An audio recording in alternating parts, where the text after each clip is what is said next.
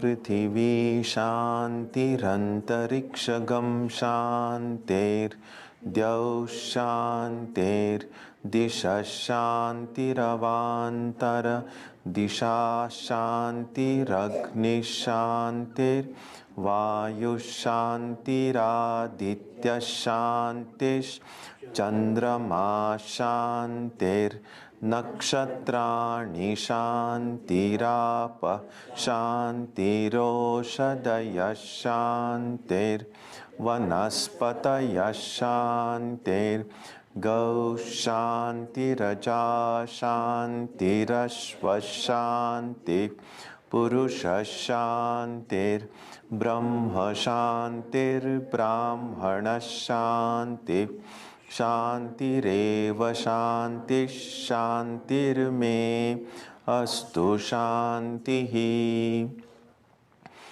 May there be peace on earth and in the sky. May there be peace in the water and in all directions. May there be peace in the plants, in the trees, and in animals. May there be peace in the hearts of all beings. May there be peace in everyone and in everything. Sarvetra sukhinas santu, sarve santu niramayaha, sarve bhadrani pashyantu, ma kaschit dukkha bhag bhavet, sarvastaratu durgani, sarvo bhadrani pashyatu, sarvas sadbuddhimapnotu, sarvas sarvatra nandatu. May all be happy and healthy. May all see what is good, and may no one experience misery. May all overcome their obstacles and acquire good tendencies. May people everywhere find joy and fulfillment.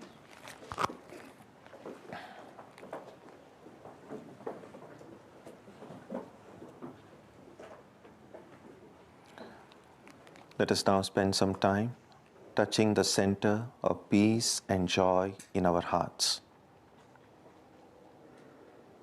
A good way to begin the practice is to withdraw the scattered energies of the mind and bring them to rest on one point.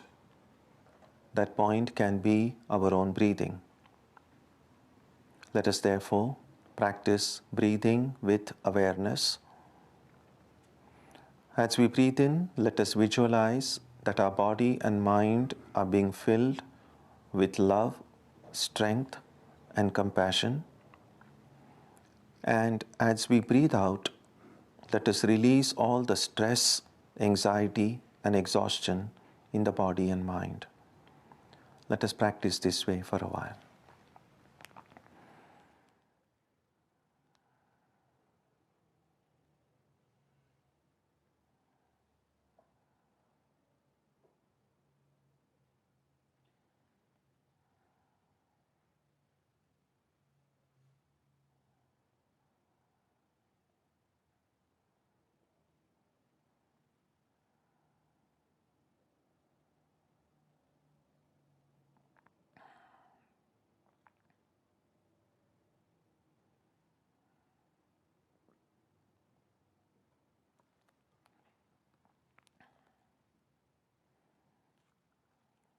Let us now turn our attention to the region of our heart.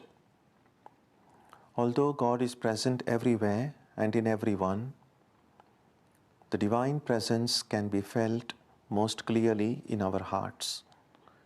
We can meditate in any way we have been taught. To remain focused, we can take the help of a short mental prayer or a mantra or a divine name. Let us now spend some time dwelling on the presence of God in our hearts.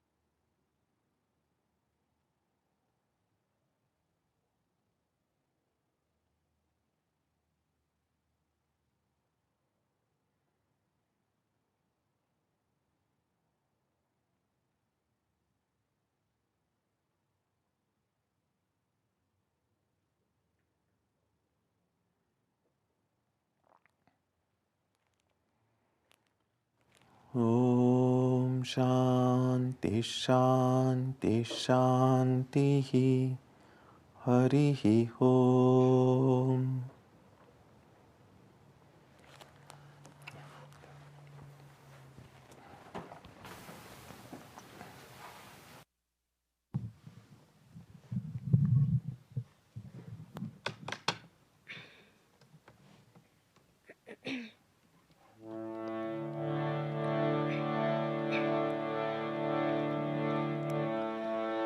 Tumi Brahma Rama Krishna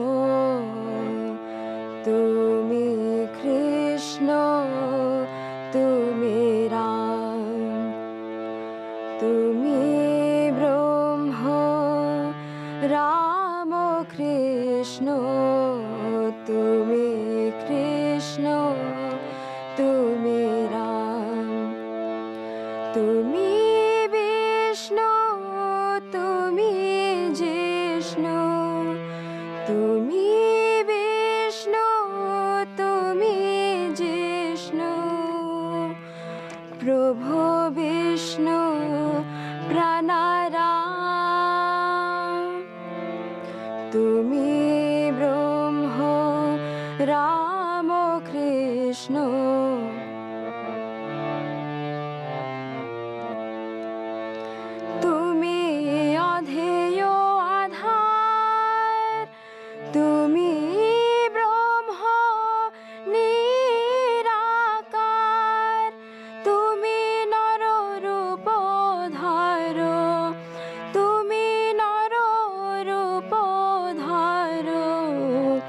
বিজিত কনককার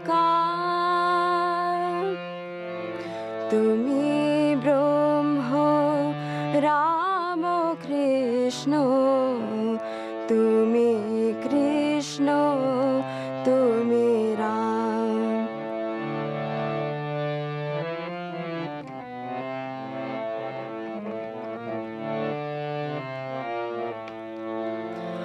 অপার করুণা সিন্ধু তুমি দেব দীন বন্ধু যাছে ইন্দু কৃপা সিন্ধু চরণে করি প্রণাম চরণে করি প্রণাম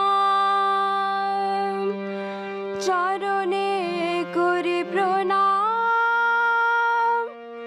চরণে করি প্রণাম তুমি ব্রহ্ম রাম কৃষ্ণ কৃষ্ণ তুমি কৃষ্ণ তুমি Ram.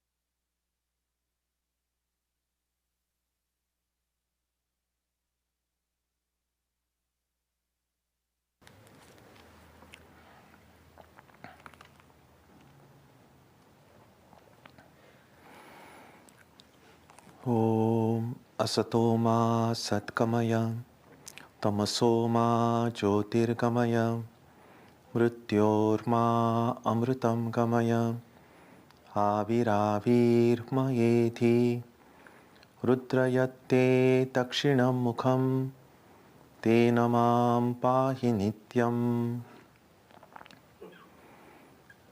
May the Divine lead us from the unreal to the real, from darkness to light, from death to immortality.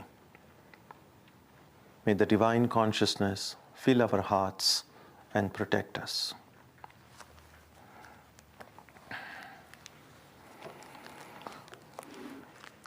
Our subject today is learning how to learn Vedanta. So our reflection today is not about learning Vedanta, it's about learning how to learn Vedanta. So it's a reflection not so much on Vedanta as on learning itself. Swami Vivekananda once said, learning is religion. His disciple Josephine MacLeod, in her reminiscences, she mentions that Swami Vivekananda emphasized learning so much and that in his own life, she said, every day he learned something new. And that's, as I have mentioned on earlier occasions, is a good practice for every spiritual seeker. At the end of the day, if we can ask ourselves this one question, have I learned anything new today? It doesn't have to be some earth-shattering thing. It could be something very simple. But if it is something new that you have learned that day, then we can say that my day isn't wasted. But if at the end of the day we feel, now, it's been just a regular, boring day, nothing new learned, then we can say, well, then that day is really wasted. And clearly, from the time we were born, maybe it's very difficult to say whether in the first few days immediately after being born we are learning something. But clearly, as we can see in the eyes of a little baby, the baby looks at everything. There's some, through the sounds and the sights that are being taken in, some kind of a learning is occurring, most of it probably unconscious. And that kind of unconscious learning continues even after we have grown up. A lot of what we have learned today is pretty much unconscious. Just some of the social norms that we pick up as we grow up, or just the way how things are done. We just kind of pick it up, not so much as, oh, I must learn. But there are some things we learn consciously. Obviously, when you enroll yourself in a school, When there are regular classes, there is syllabus, there are books. So that kind of conscious learning occurs. And there is also a lot of things that we learn in life which we don't go to school and learn, which are picked up rather unconsciously. What we also need to ask ourselves is how much of my learning, whatever I know up to this point in my life, whether it was picked up consciously or unconsciously, how much of it is really useful? We might discover that many of the things that we learned in school, in high school or in college, most of the contents of what we learned are probably not too useful now as we enter into the real world, so to speak, when we enter into our workplace. And yet, we cannot say that going to a school was useless, because even though what we exactly studied, most of it we probably have forgotten, most of it probably isn't really useful. But if we have learned how to learn, in the school, if you have just learned the method of how to pick up a new subject, how to reflect over it, how to relate it to oneself, then that methodology of learning becomes useful to us later on in life. Although the content of what we have learned itself may not always be useful. I mean, if you have studied physics in school and then you start teaching physics, then probably it's useful. But if you have learned some physics, chemistry, and math, and then the career path that you take don't really require knowledge of the subjects, then it's probably not too useful. When I majored in chemistry, it's not too much useful in studying Vedanta, as I can say. And yet, I'm happy, I'm grateful that I had that opportunity to study, because the methods I used in studying science, those methods can be useful in studying any other subject as well. So we can take some of these cases in our own lives, whether you have studied music or any specific subject or any particular training in something, that how did my process of learning that specific thing begin? How much can I say that I have really learned it? In other words, what does learning really involve? I mean, we can ask a similar question about our spiritual life as well. I'll just drink a little water.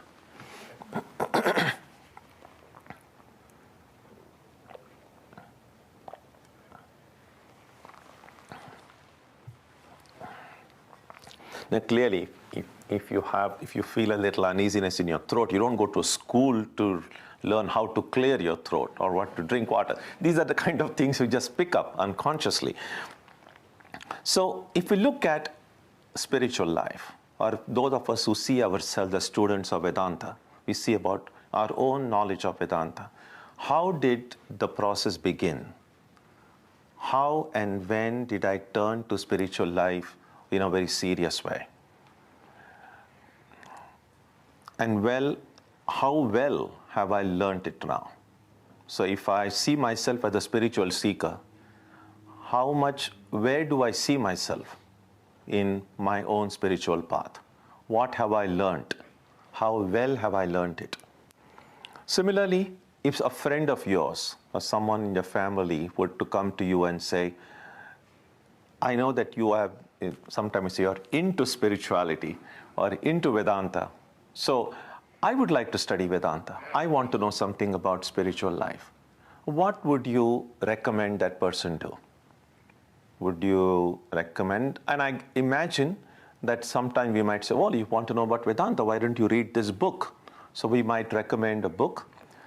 We might recommend some website, go online and do some research. Or we might say, read, or maybe go to a teacher, and so on. Or we could, if we recommend a book, then there is a question about what kind of books would we recommend. books which some kind of an introduction to Vedanta, or we ask them to take some Vedanta scriptures, or we ask them to read lives and teachings of some Vedanta teachers or saints. So there is a lot of these choices, and these are the kind of questions we can ask. How did Vedanta enter into my own life? And how would what in my opinion, knowing what I know now, would I think that this would be the best way to study Vedanta? There is this one book that I have referred to on earlier occasions. It's called Zen in the Art of Archery. It was written by one German philosopher way back in the 50s, I think, when he was very interested in Zen. And so when he got an appointment to teach in Japan, in the University of Tokyo, so when he spent a few years in Japan, he made it a point that I want to learn Zen. And he approached many teachers. And finally, one of the Zen teachers told him that you can't really learn Zen. It's not like, what does learning Zen mean? And then what he was told was, you take up some of the arts associated with Zen. It could be flower arrangement, it could be making a tea, or it could be archery, or any of these arts. And while you study those arts, you can understand and learn the Zen principles. So there is not just one way of learning Vedanta. When the disciples of Ramakrishna went to him, he didn't ask them, read this book and come, or read this scripture. So many of them learned through just listening to him, or seeing the life of Ramakrishna, seeing this brilliant life of immense purity, soaked in God consciousness. But that doesn't mean that Ramakrishna was against books.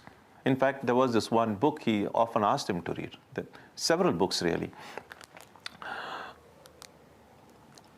And so we then need to ask this basic question: what does learning involve? What does it mean to learn something? And if also, can everything be taught, or are a few things caught? Nowadays there is so much talk about values, about family values, or social values, or spiritual values. Now, are values taught, or are values caught? By that I mean, if we look back at our own lives, how much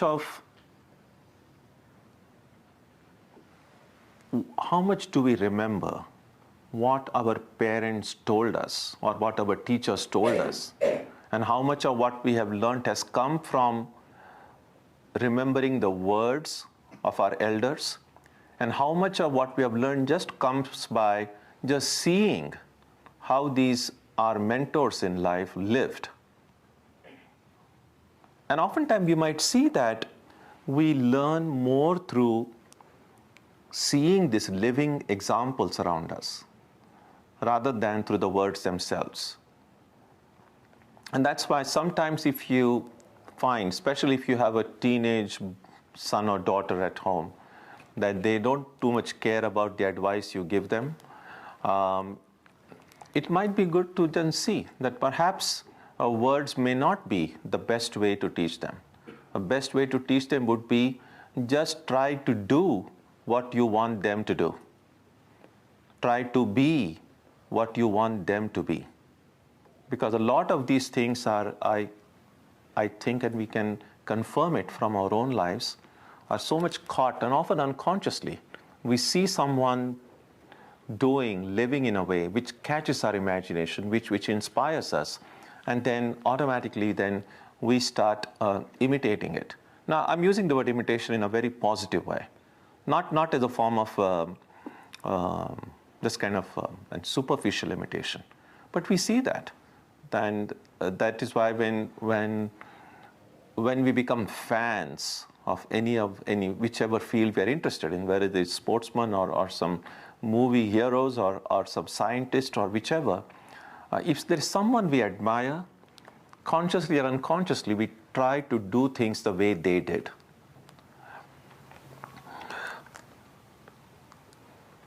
So if knowledge is what occurs after learning, we need to ask, just as I said, we need to ask, what does learning mean? We also need to ask, what does knowledge mean? What does it mean to say, I know this?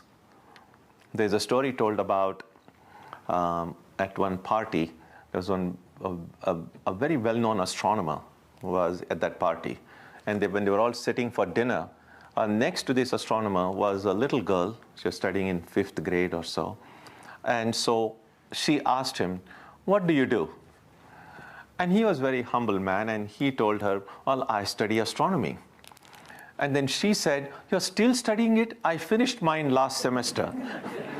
So again, what does knowledge, what does knowing astronomy means? Or what does knowing any subject means? We can say in general that there are two kinds of knowledge. One is the theoretical knowledge, and the other is empirical knowledge. Theoretical knowledge is a kind of knowledge that comes to us through reading books, through attending lectures, classes. What these books and lectures and classes do is they provide us with ideas. And that does go to enrich our understanding. It does help in answering many of our questions. It does help in solving many of our doubts. But that's still theoretical knowledge. Empirical knowledge is the knowledge that comes through direct experience. Now, in an ideal situation, both these should keep in step with one another. It is one thing when you read Swami Vivekananda's book on Bhakti Yoga, the yoga of devotion.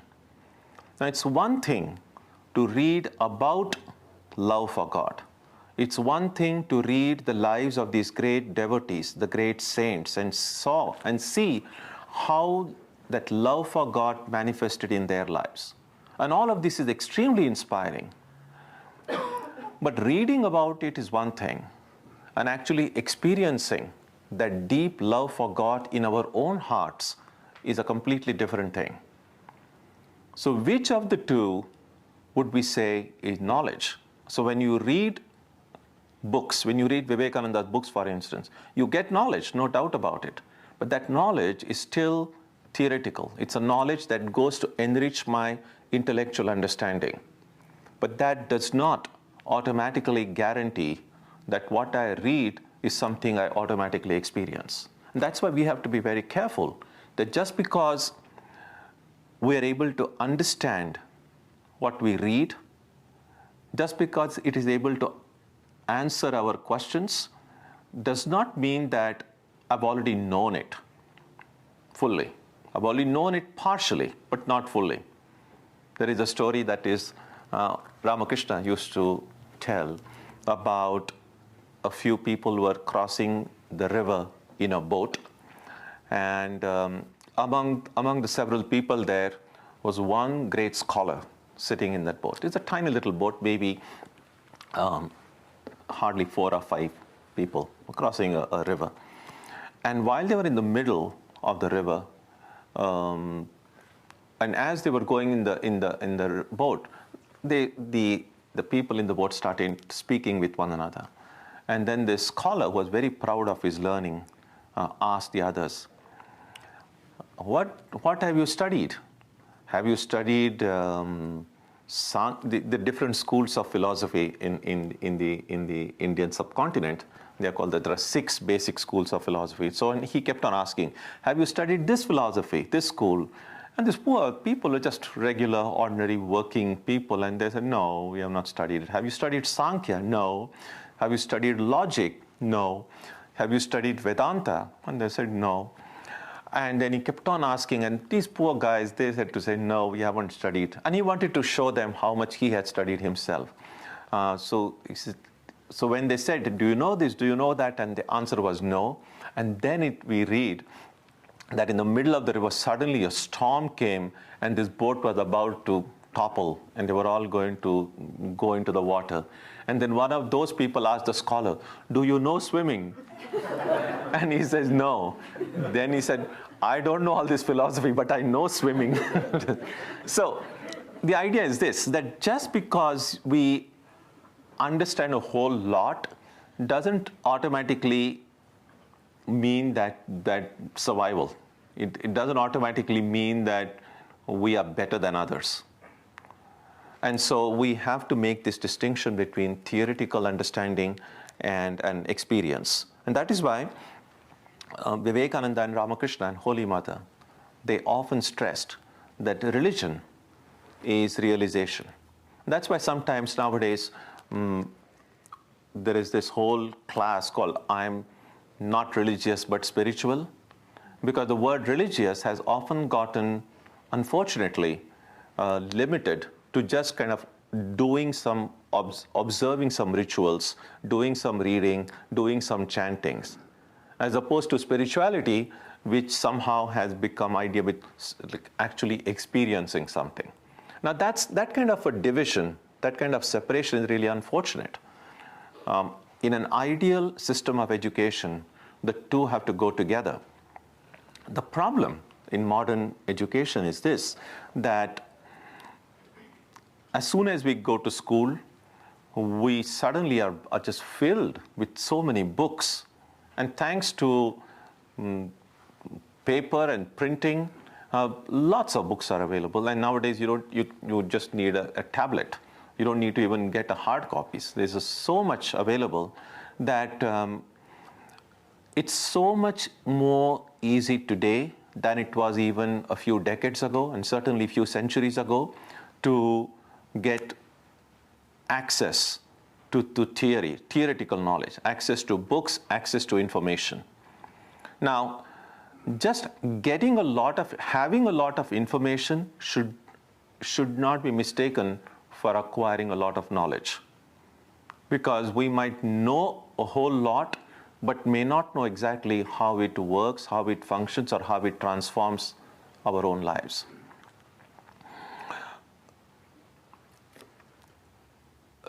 In the ancient system of education, certainly in the Vedic period, for instance, that's really going very, very far back in time. But even if you don't go that far back in time, the system of education was different, and partly due of necessity, that there were really no books then.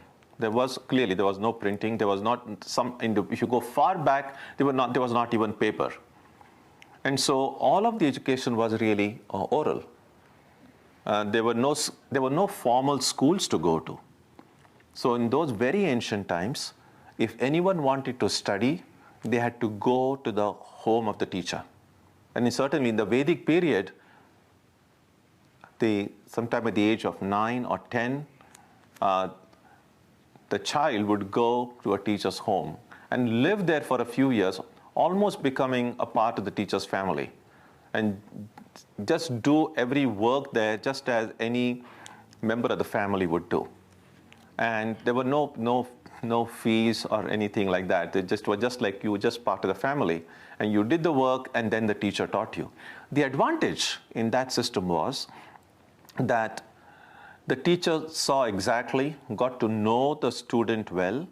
The teacher knew where the student stood, at what level the student was. And what the teacher did then was to give this one lesson. The first lesson was given to the student. And then the student was asked not only to understand it intellectually, but to practice it. So that one lesson, what the teacher taught the student, produced some amount of theoretical understanding. Then the student tried to practice it. After practicing it, the student experienced directly, not just intellectually, but directly, the implications of that learning. With that experience, a certain fund of experiential knowledge resulted. through that experiential knowledge, the student's mind opened out a little bit. Now, with that open mind, then the teacher gives the second lesson. So there is this little bit more of intellectual understanding. Then the student practiced it again. So there is a more experiential knowledge. Then the mind opened up still more. When the mind opened up still more and the student was ready for the third lesson, then the third lesson was given. Then the experience, fourth. So both of these went together. So it took time. It wasn't instant. There was no Google then. There was nothing you could search immediately. It was very slow. But it was harmonious because your intellectual understanding and experience went together. The problem in modern education is that because of the easy availability of information, our intellectual understanding and information goes way high. And as far as experience is concerned, it's very, very low. And because of this dichotomy, because of this difference between how much we know and how much we are, that's the major problem of this kind of disintegrated lives that we lead. That we may know a lot about what we should do, but our actual life will not reflect what we know. And it is this separation between what we believe in or what we theoretically understand and how our daily lives actually go. That is the major problem. And an ideal spiritual life would be, therefore, to try to practice what we know theoretically. So what are the things then we need to do? Now, for serious seekers of spirituality, for serious students of Vedanta, it's good to therefore see that what kind of information I'm putting inside my head. As I said, just because things are easily available, should I just get them just because they are available, even though I don't really need them? It's just like this. I mean, there is so many different gadgets are available nowadays. And just because you can afford them, does it mean you should just go and buy them because, well, I can afford them? Now, if you go and get each and everything that's available in the market, whether or not you need it, just because you have a lot of things doesn't mean that they are very useful to you. On the contrary, not only will it not be useful, they become a burden. They make life more complicated. And so just as we don't always succeed, but we try to be judicious about what we should buy and what we shouldn't, we should be judicious also in what kind of ideas I want to dump inside my head and what kind of ideas should be kept out. With at least material things, if we are strong enough, if we are courageous enough, some days you can look inside your garage and basement and say, all these things I don't need, and then find some way of getting rid of them. Just recycle them, send it off, give it to Salvation Army, do whatever you can. It's much easier to do that with material things. But what about the ideas that I have put inside my head? They can't be simply picked out so easily and thrown away, even when you know that those ideas are just garbage. And because of the difficulty in throwing out the garbage in the head, as opposed to the garbage that's in the basement or in the garage, we have to be even more careful about what we put inside. And this is especially true for those who see themselves as students of Vedanta or students of spiritual life. And so the garbage that we have already put in already, we need to take care of it someday, but right now, the first priority is not put more garbage.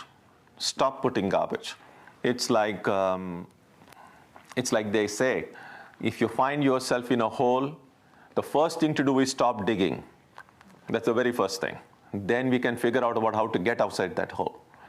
So first thing is, whatever garbage there might already be inside, can I do something to make sure that I don't add to it? And one way would be to be very judicious about what we read. Not just read, really. I've been focusing so much on books, but books are not the only way different ideas get inside our head. They get through conversation. So it depends on what kind of circles I move in, what kind of conversations I participate in, because all those are putting ideas into my head. What kind of channels you watch, how much you sit before a television. Now, television is a great medium. You can learn a lot. It can be very relaxing, true. But all of those things all of those images, all of those ideas, all of those sounds are going inside. If they are useful, if they are helping you become a better human being in some way, great. But if not, then again, I'm adding on to the garbage inside my head. So we have to be very careful about reading. And some of you may have heard about the book, a series of books really called the Philokalia, which has the wisdom of these great mystics of the Orthodox Church.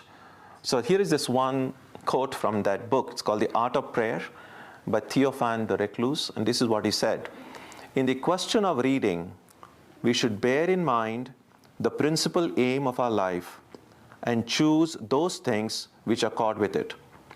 Then something will result that is integrated, coherent, and therefore strong. This solidity of knowledge and conviction will give strength also to our character as a whole. Very important. Whatever information that we put inside our head, how much of it is coherent, how much of it is integrated, and how much of it really makes us strong. And anything that will not do this, we must have the courage to say no.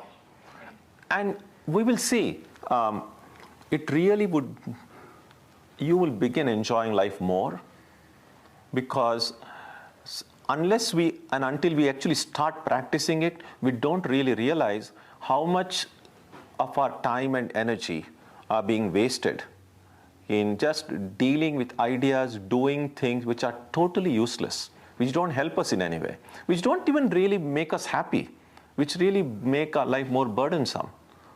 So one way of simplifying our already overcomplicated lives is try to do away with things, ideas, associations which don't help you become a better human being, which don't somehow make you strong, either physically, mentally, morally, or emotionally. So that's first thing to do. We also read, by the way, here's another one quote which I like very much. It's from that little book called The Imitation of Christ. If you desire to reap profit, read with humility, simplicity, and faithfulness, nor ever desire the estimation of learning. Inquire willingly and hear with silence the words of the holy. Dislike not the parables of the elders, for they are not recounted without cause. So even whatever we study, whatever we choose to read, let us do it with humility. And the most important thing about spiritual study especially is connecting what we read, what we study with our own life situation. That's why the Sanskrit word for spiritual study is swadhyaya. Swadhyaya means swa is self, adhyaya, self-study. Now self-study doesn't simply mean, well, if you are studying it, you are yourself are studying it. So it's not just the study done by the self, but self-study means a study that is related to the self. So if you read something, let's say if you're reading the conversations of Ramakrishna or Holy Mother or Swamiji or any of these principles that are taught in any of the Vedanta books, self-study would mean you read a paragraph or two, then you pause, and then you say, first of all, does it make sense? Don't accept anything blindly. Don't accept something just because someone said so. God has given every one of us some amount of intellect, some amount of capacity to think, to analyze. With whatever capacity we have, try to understand and say, does it make sense? If it makes sense, and only if it makes sense, then we need to connect it with our own life situation and say, how can I put this into practice? If it makes sense, I must be able to put it into practice. If I cannot put it into practice, doesn't necessarily mean it's wrong or it's bad or it's useless. What it can mean is, at present, this may not be relevant for me. But just because it's not relevant for me now, does not mean that it's never going to be relevant for me. Maybe after 5 years or 10 years, it might become relevant for me. And sometimes we see that. Sometimes you read something and then it doesn't make too much impression on you. You kind of remember it, but you don't really feel that you need to do anything about it. And then sometimes, 2 years later or 5 years later, you're facing a certain situation, and then you remember, oh yeah, I remember reading it. And that teaching, which didn't seem so relevant to you then, suddenly becomes very relevant now. So that's the beauty of many of these principles of Vedanta. Everything does not have to be relevant right now. It can make sense intellectually, but it need not be relevant right now. But nevertheless, you try to see what is relevant to you in your present stage, in your present context, and see if it's relevant to me, how can I put it into practice? How can this become a part of my life? How can I live what I know or believe in? This is what Vivekananda said. What the world wants today is 20 men and women who can dare to stand in the street yonder and say that they possess nothing but God. Who will go? Why should one fear? If this is true, what else could matter? If it is not true, what do our lives matter? So being a spiritual seeker is not just some kind of a label we attach to ourselves and feel good about it. Oh, I'm a very religious person, or I'm a very spiritual person. That kind of a feel good, it doesn't help much. Spirituality is not something that should ideally make us very happy immediately. In fact, I think taking spiritual life seriously should really make us uncomfortable a little bit. It should make us realize that we are still some distance away from the ideal. And that's not a very comforting thought. If whatever you read and you keep on thinking, oh, you are great, you are wonderful, you are awesome, it doesn't help. And that's what, in fact, one of the recent studies shows that just telling everyone how awesome they are, it doesn't help. In fact, that's doing a disservice. And many of the younger generation, if all that they have heard from very young age is how great, how terrible, in fact, it's good sometimes to let them know how terrible they are. That the problem is that if all that they hear is how wonderful they are, and then there's going to be a time in life that when they go to college, or when they're in their late teenage years or in their early 20s, when they have to deal with people who may not always tell them how wonderful they are, when people will tell them how terrible they are, or they have to face not being always toppers in the class. They have to face some setbacks. They have to face some failures.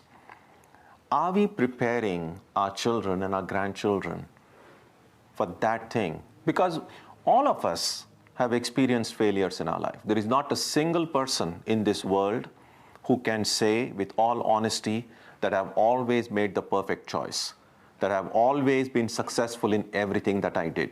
Not a single person. If anyone says that, don't believe that person. Everyone has messed up. Everyone has done stupid things. Everyone has failed. So we are all in good company. But just as it is wonderful to be successful and happy, we also need that strength to deal with failure in our life. We need that strength to know how to digest failing. We need the strength to know how to live even when people around us are not just going gaga over how we are. And that is something, therefore, that is very important. And so learning involves learning how to deal with adversity, how to deal with failure as well.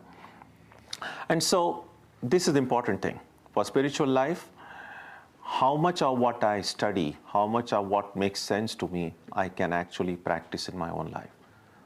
For instance now, if we believe as spiritual seekers, as devotees, we believe that God exists and that God dwells in my heart or God fills the whole universe, we say that. Sometimes it becomes a part of our prayer. We say the eternal Lord, we say God who is omniscient, God is all-pervading, omnipresent. Now all these great adjectives that we apply to the divine. It's not just about saying, it's not just about just feeling good for a moment. But if it's true, if it is emotionally satisfying, if it's intellectually satisfying to me, does it reflect in the way I think? Does it reflect in the way I forge relationships in life? Does it reflect in the way I do my work? How often am I truly aware that God is present in the hearts of everyone? Because if it's not, then I just go on a set day once a week or twice a week, or when I'm reading some book and feel, oh, how wonderful, God is present in everyone. And then I close my book and then I see the devil everywhere. That doesn't make sense. And so knowledge, learning Vedanta would mean that what I believe in, what I read, what makes sense to me has become a part of my life. So much a part of my life that I don't even have to pause to think about it. I remember once years ago when I was getting my driving lessons. So one of the tips the instructor told me was clearly about you show your the light while turning left or turning right or even changing lanes. Do it. And most people do it, some people don't. And sometimes if you are in the habit of showing your lights correctly, then you get irritated if someone else doesn't.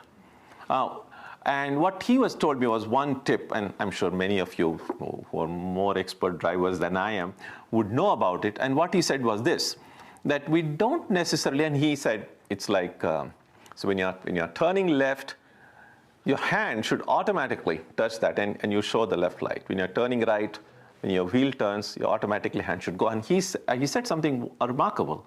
And he said that it should become so much just a part of your driving experience itself that you don't even have to think about it. You don't even have to think, oh, now I'm turning left. Now I should show this left signal or right signal. You don't even have to think about it consciously. And what he said was this. Sometimes, he said, even if the road itself turns left, you're not really turning. You're just going along the road. There isn't any crossing of the road. The road itself turns left. And once I remember, I was driving and, well, the road itself is turning. And then he said, why didn't you show the left signal? And I said, but the road itself is turning. And then he said, what does it matter? Because he said, if the road is turning and if you show the left signal, you're not doing anything wrong. You're not doing anything illegal. But he said, even this split-second thought, should I show my signal or not? Is the road which is turning and so on. He said even that is not necessary. Every time your wheel turns this way, your hand should go. If you turn this way, your hand should go. I mention all this to show, and I'm sure that poor little instructor didn't even know that he was giving me some profound Vedantic understanding. But what it really means is, this is what I meant by something becoming a part of your life. When you're not even consciously thinking, should I now show the signal or not? Exactly in the same way, when can we say that I have learned Vedanta? When I don't consciously think, oh, here is this person in front of me. There is God inside my heart. There is God inside this person's heart. It's good to think of it this way. But real learning would mean it has become it is kind of, as Swami Vivekananda would say, that it is flowing through my blood. It just become a part of who I am. So we are not doing it consciously so much as that is who you are. And so learning Vedanta should ultimately result in being Vedanta. And Swami Vivekananda once spoke about his own teacher, Ramakrishna, that way. He said, Ramakrishna was not loving. He had become love itself. So it's not enough just to say, oh, I believe in God. No, can that awareness of God's existence become so much a part of who I am that it gets reflected in the way I think, the way I talk, the way I do things. And that would be a good indication that I'm truly learning Vedanta. And one final thought, how then do I know that I'm learning Vedanta? And one way would be, all of these Vedanta texts have certain sections within it which describe the characteristics of an ideal human being, the characteristics of an enlightened being. For instance, in the second chapter of the Gita, there's a whole section, a number of verses. Krishna calls it Sthita Prajna, one who is established in that wisdom, that supreme wisdom. And he said, these are the characteristics of the person. Right now, in the Wednesday Gita class, we are studying chapter 12. In the 12th chapter also, Krishna gives this characters. These are the characteristics of one who is a true devotee of God. So we find again and again these characteristics mentioned in different Vedanta texts. And we see them in the lives of those today whom we adore and worship. When you read the life of Ramakrishna, the life of Holy Mother, life of Vivekananda, life of all the life of Buddha, life of Jesus, all of these great prophets and saviors and saints, we see not just what they taught, but how they lived.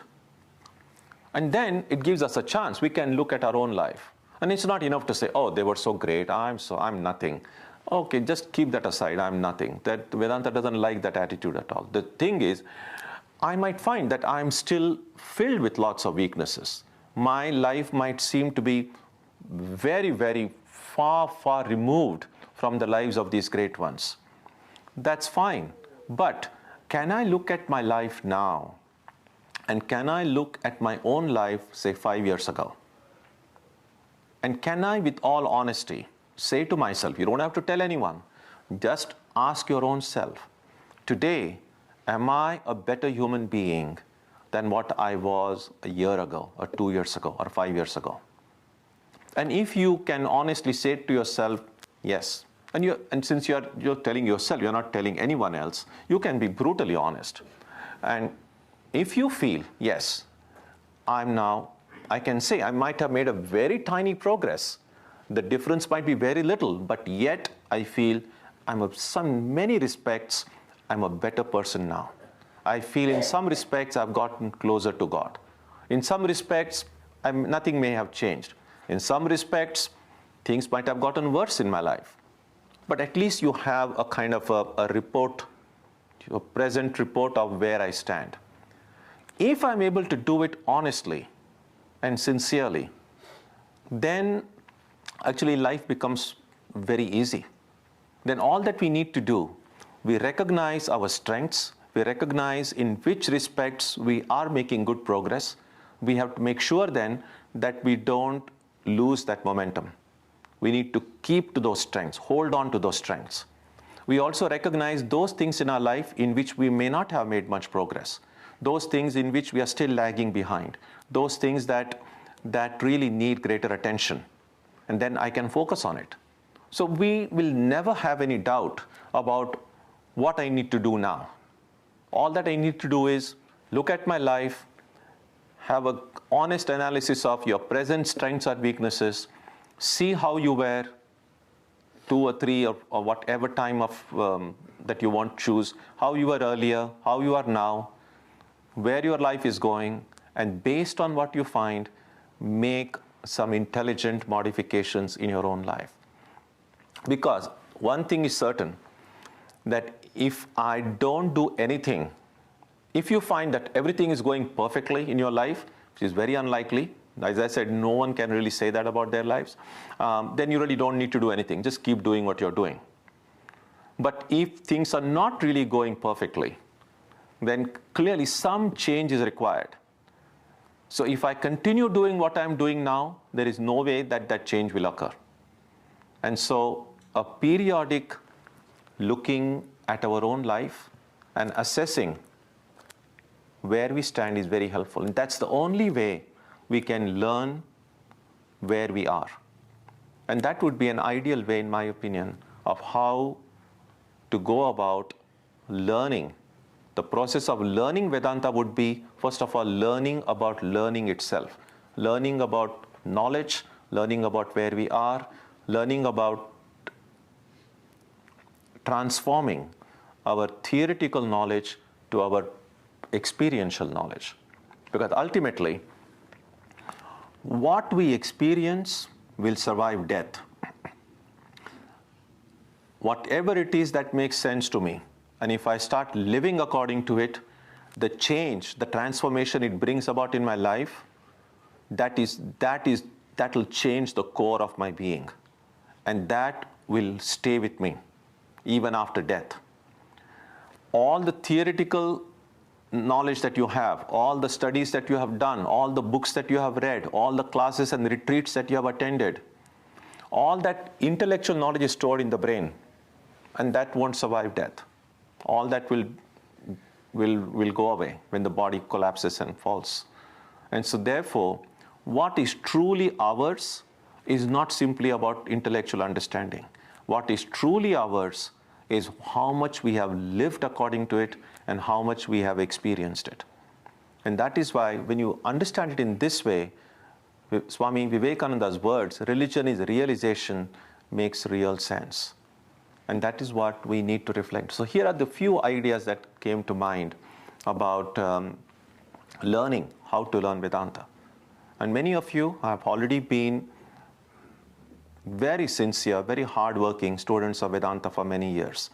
So, but this way of periodic looking at how much we have learned is useful for beginners as well as for veterans of Vedanta. So it's really a very, very useful thing. And I would encourage all of you to make this kind of an assessment at least once a year and find any time that is helpful. But I think it will be very helpful just to know where we are going. Om Jananim Saradam Devim Ramakrishnam Jagadgurum Padapadme Tayo Shritva Pranamami Muhurmuhu. We bow down to Ramakrishna and Holy Mother again and again.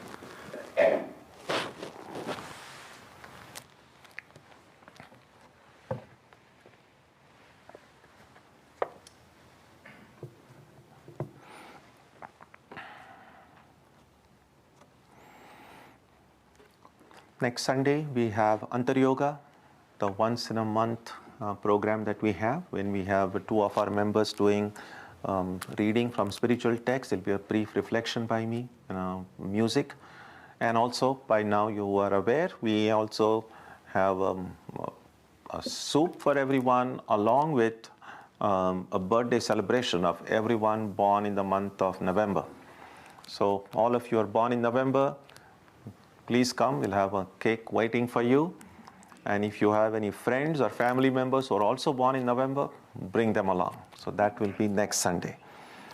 And on Wednesday, we will continue with the study of the Gita. That's at 7:30. We're studying chapter 12 right now. And, oh yes, and that reminds me. So chapter 11, the CDs have just arrived. They're available in the bookstore. For those of you who missed the chapter 11 classes, can pick up those from the bookstore. And on Tuesday and Saturday, our Arati and meditation will also continue as usual. So let's now do the prayer on page 3 of your books.